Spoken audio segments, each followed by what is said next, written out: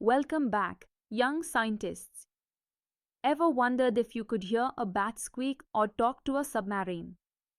Well, unless you've got superhero hearing, those high-pitched sounds are out of reach. But welcome to the world of ultrasound, where humans can't hear it, but we sure can use it. So, what is ultrasound? It's sound with frequencies higher than 20,000 Hz, that's 20 kHz, which is above the range of human hearing. But just because we can't hear it doesn't mean it's useless. In fact, it might be one of the most useful sounds out there. Ultrasound waves are amazing because they can travel through solids and liquids and bounce back, or reflect off surfaces. This bouncing back gives us clues about what's inside an object, kind of like how dolphins or bats use echolocation to see with sound.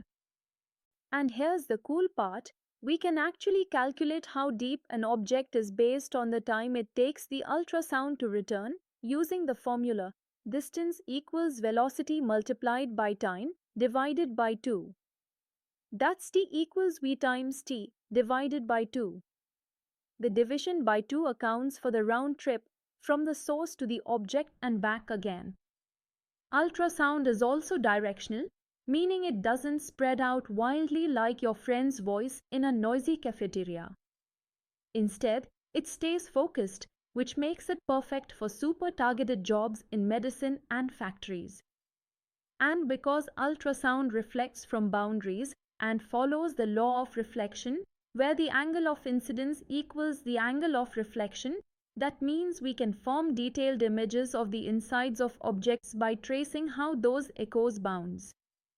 In the diagram, imagine an ultrasound wave hitting a solid surface at an angle, bouncing off it just like light reflects from a mirror. This property is exactly what allows us to see inside without opening things up. Magic? Nope, just physics. Now let's take this high-frequency hero into the hospital. Believe it or not, when doctors want to see a baby inside a mother's belly, they don't use X-rays, they use ultrasound. This process is called sonography, and it's like sound-based photography for the body. In sonography, short pulses of ultrasound waves are sent into the body. When these waves hit boundaries between different tissues, like between muscle and fluid or bone and skin, they reflect back as echoes.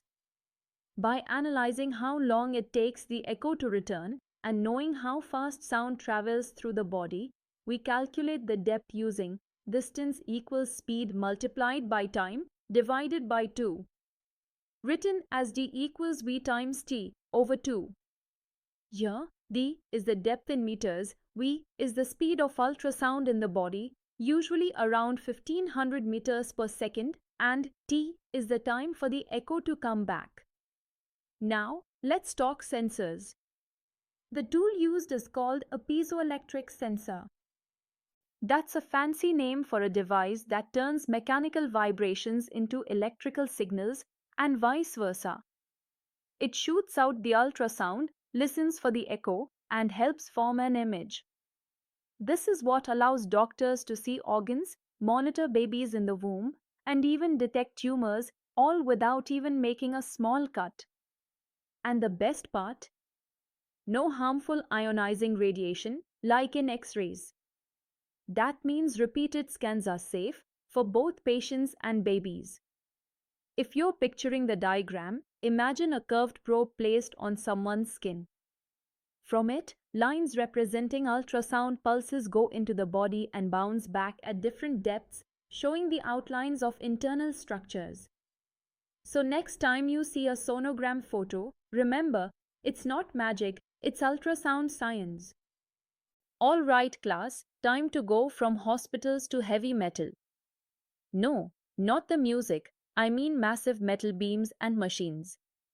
The same ultrasound waves that help doctors see inside us are used in industries to find cracks inside metal without cutting them open. It's called non-destructive testing, or NDT for short.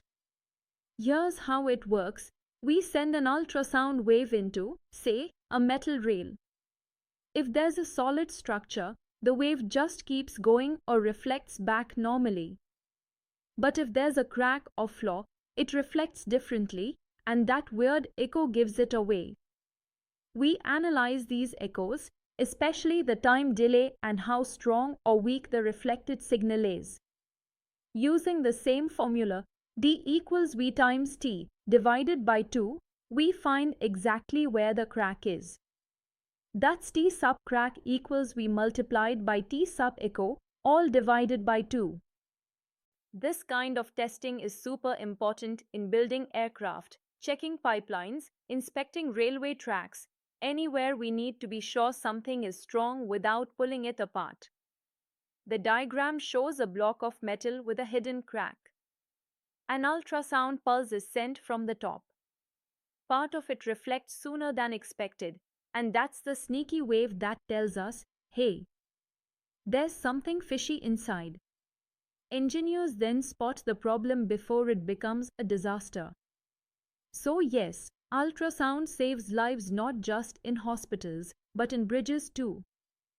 Now let's get squeaky clean with science. Did you know that ultrasound helps clean your jewelry, watches, or even surgical tools without using a brush? Welcome to the world of ultrasonic cleaners, the soap opera of high-frequency sound. Here's what happens when ultrasound moves through a fluid in a cleaning bath.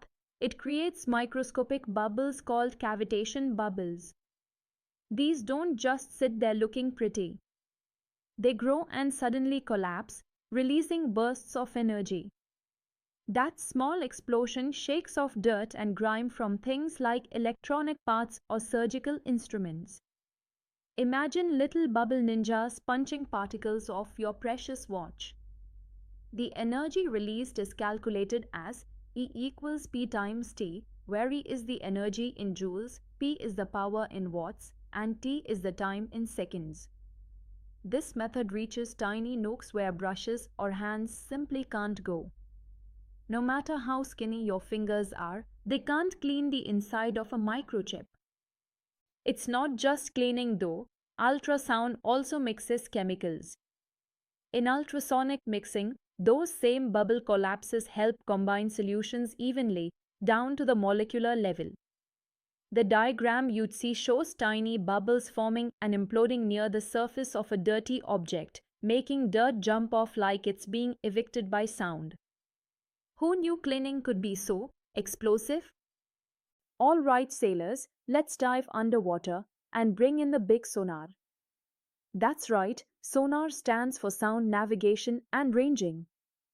And unlike GPS, it works where no light or satellite can reach, deep below the sea. Sonar sends out ultrasound pulses underwater. These waves hit objects, like the sea floor or a submarine, and reflect back. By calculating the echo time and knowing that sound travels in seawater at around 1,531 meters per second, we use our trusty formula, distance equals speed times time divided by 2. That is, d equals v times t over 2. With this, submarines can find out how deep the ocean is or where enemy ships might be hiding. But sonar can do more. The strength and shape of the returning wave tell you what the object is made of, how big it might be, and even whether it's moving. Sonar can work in active mode, where it sends out pulses and waits for echoes, or passive mode, where it just listens to natural underwater sounds like marine life or other ships. In the diagram, think of a ship on water. It sends sound pulses down. When they hit the ocean floor, they bounce back. The ship's equipment then calculates the depth. That's how we map the ocean and keep submarines from bumping into rocks. So yeah, even fish might not know where they're going, but with sonar, submarines sure do. Let's wrap it up like a perfect sonar signal returning to base. Remember that key formula, d equals v times t over 2, helps us measure depth by using the time taken for an ultrasound echo to return.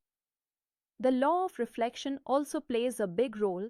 Angle of incidence equals angle of reflection, guiding how images and echoes are formed. And when we are talking ultrasonic cleaning, our energy formula comes in E equals P times T, or energy is power multiplied by time. From peeking inside the body using sonography, to spotting metal cracks, to scrubbing surgical tools, to exploring mysterious sea depths with sonar, ultrasound is everywhere. High frequency, non-invasive, precise, and simply amazing. That's it for today's lesson on the applications of ultrasound.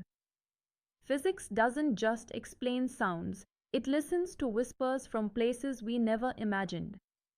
Until next time, keep wondering, keep learning, and keep thinking like a scientist. See you soon.